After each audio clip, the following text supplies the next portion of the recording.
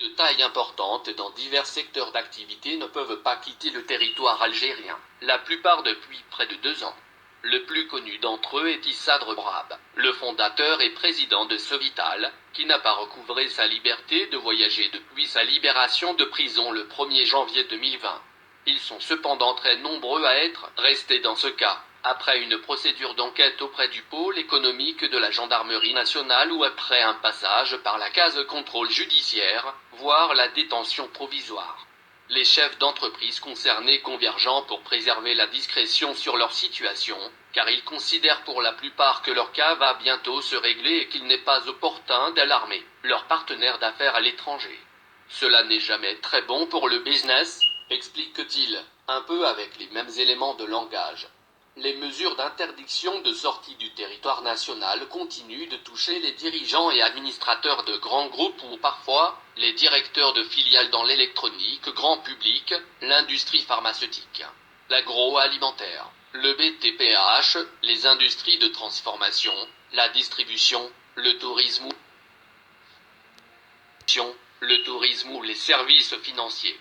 Cette liste non exhaustive, reconstituée par des rapprochements successifs par Maghreb émergent, ne comporte pas les principaux hommes d'affaires condamnés dans la période 2019 et 2020, et toujours en détention, Ali Haddad, les frères Kouninef, Maïdine Takou, Omar El Mipour, leur proximité avec le pouvoir des frères Bouteflika ou la protection dont ils bénéficiaient de la part du chef d'état-major de l'époque Baha Eddin Tliba. La réouverture du ciel dévoile le phénomène. C'est la fin de la fermeture, pour cause de pandémie, du ciel algérien qui a révélé, par petites touches, l'étendue spectaculaire du phénomène des interdictions de sortie du territoire national, ISTN, qui frappe les milieux d'affaires algériens. Jusqu'à juin 2021, et au-delà jusqu'à novembre 2021, de très nombreux chefs d'entreprise pouvaient ne pas voyager et expliquer à leur environnement en Algérie et à l'étranger que cela était lié à la complexité du dispositif sanitaire et à la rareté des vols.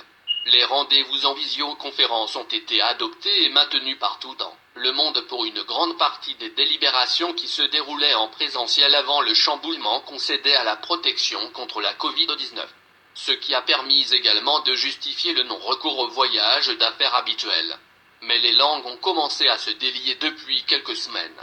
Le secteur de l'événementiel a redémarré en Europe et sur les marchés cibles des entreprises algériennes, et de nombreux chefs d'entreprise n'ont pas pu honorer des invitations à des foires et salons d'exposition où leurs marques figurent habituellement. Cela a été le cas tout récemment pour le mondial de la téléphonie mobile à Barcelone, ou encore à la foire de Dakar. C'est un peu comme si nous nous appliquions à nous-mêmes les sanctions que les Occidentaux appliquent aux Russes, rapportait avec beaucoup de dépit un des avocats de ces chefs d'entreprise empêchés de circuler dans le monde.